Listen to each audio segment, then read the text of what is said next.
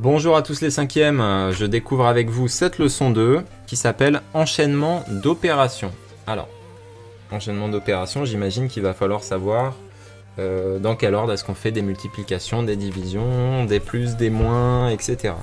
Il va y avoir sûrement des parenthèses, donc j'espère que vous avez commencé à vous entraîner sérieusement avec les parenthèses parce que vraiment ça va être le truc le plus important de l'année. Donc juste entraînez-vous, entraînez-vous, entraînez-vous. Et puis de toute façon honnêtement, même si vous vous entraînez pas, vous n'allez pas avoir le choix parce que vous allez en voir toute l'année. On commence par le conseil du coach comme d'habitude.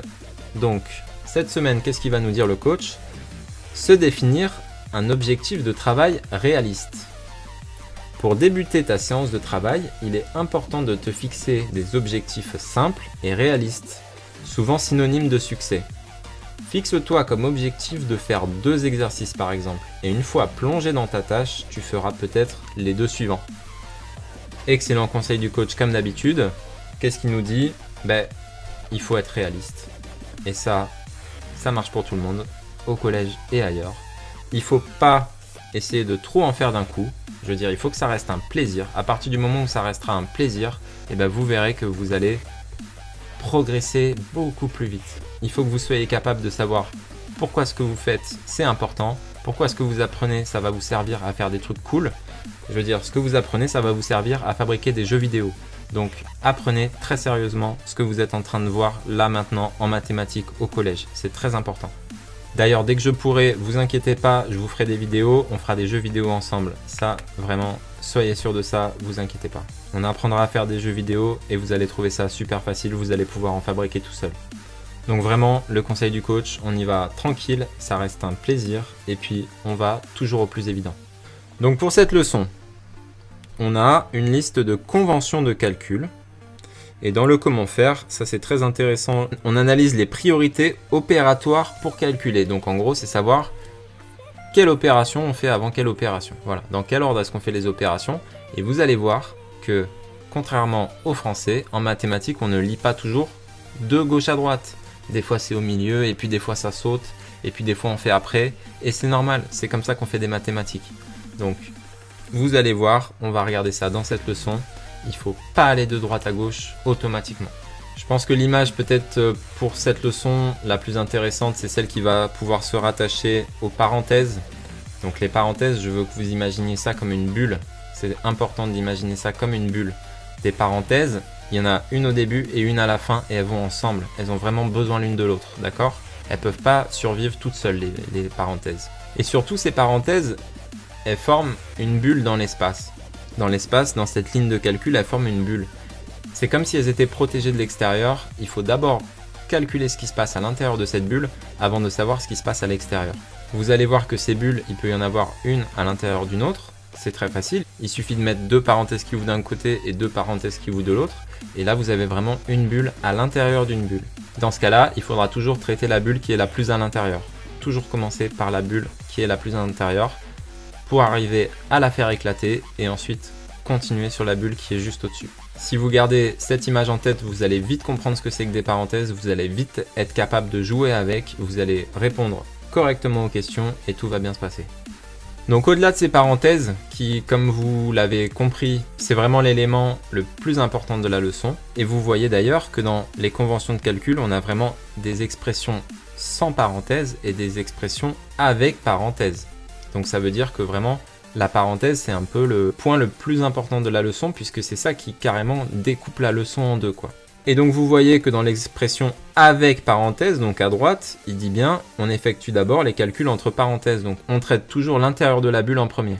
Et il précise bien que si des parenthèses sont à l'intérieur d'autres parenthèses, alors on traite toujours les parenthèses intérieures en premier. De la même façon, on traite toujours la bulle qui est la plus à l'intérieur pour arriver jusqu'à la bulle la plus à l'extérieur. Et vous voyez que par défaut, sur les fractions, quand vous faites des fractions, vous pouvez considérer que tout ce qui est au-dessus de cette barre de fraction, c'est dans une bulle, et tout ce qui est en dessous de cette barre de fraction, c'est dans une bulle aussi. Vous ne pouvez pas les mélanger n'importe comment. Donc vous voyez que là, il les dessine. C'est pas obligé de les dessiner, donc faites attention. Des fois, il n'y a pas de parenthèse du tout, mais considérez toujours qu'à partir du moment où il y a cette barre de fraction, il y a toujours une bulle au-dessus qui contient tout ce qui est écrit et une bulle en dessous qui contient de la même façon tout ce qui est écrit. Une fois qu'on a compris comment jouer avec les parenthèses, on peut passer à la suite. Et vous voyez qu'il y a des règles, donc il y a vraiment un ordre dans les opérations. Vous voyez qu'il y en a certaines qui passent avant d'autres. Là, il y a 3 exemples, mais je vais réunir tout ça en un seul. C'est qu'il faut toujours faire d'abord les multiplications et les divisions. Hein.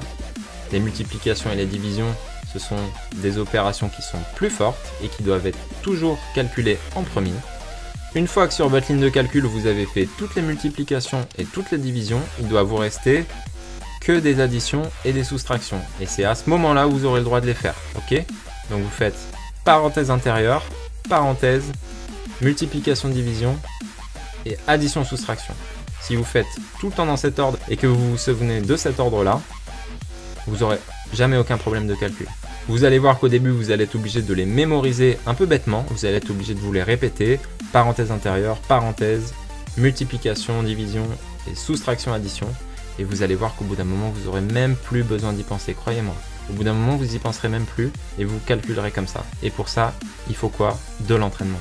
On va faire ensemble le calcul qu'il y a dans comment faire. Je pense que c'est un très bon exemple, j'imagine s'ils l'ont choisi. Allons-y. On a 3 fois, entre parenthèses, 20 moins 2 fois 9, plus 12 fois 7 moins 5. Donc là, on attaque. On a des parenthèses, donc on commence toujours par les parenthèses. Il n'y a pas des parenthèses à l'intérieur des parenthèses, donc tant mieux, hein, ça fait toujours ça de moins. Mais il y a des parenthèses, donc on ne réfléchit pas, on imagine que tout le reste, ça n'existe pas. On traite d'abord ce qu'il y a à l'intérieur de la bulle. On voit que dans cette bulle, il y a 20 moins 2 fois 9, donc ça veut dire qu'il y a une soustraction et une multiplication. Et là, attention, c'est qu'on continue les règles. Comme il y a une soustraction et une multiplication, on fera toujours la multiplication d'abord. Donc on commence par faire 2 fois 9, ça fait 18. Et on obtient 20 moins 18. À partir de ça, 20 moins 18, c'est tout simple, ça fait 2. Ça veut dire qu'une fois qu'on a 2, la bulle a éclaté, c'est fini, on n'a plus de parenthèses et on n'a plus besoin de se préoccuper de ça. Mais on continue avec les règles suivantes. On fait toujours d'abord les multiplications et les divisions, avant de faire les soustractions et les additions. Et puis après, pourquoi pas, on peut les faire de gauche à droite, on peut les faire comme on a envie en réalité. Là, on commence par faire 3 fois 2, ça fait 6. Et ensuite, on fait 12 fois 7, ça fait 84. Et là, c'est fini, on a fait toutes les multiplications. Il nous reste plus que des additions et des soustractions, on y va. 6 plus 84, ça fait 90. Et 90 moins 5, ça fait 85.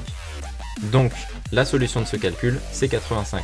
Si vous n'avez pas bien compris ce calcul, regardez-le encore une fois. Et je pense que si vous avez bien compris ce calcul, vous êtes prêt pour attaquer la leçon.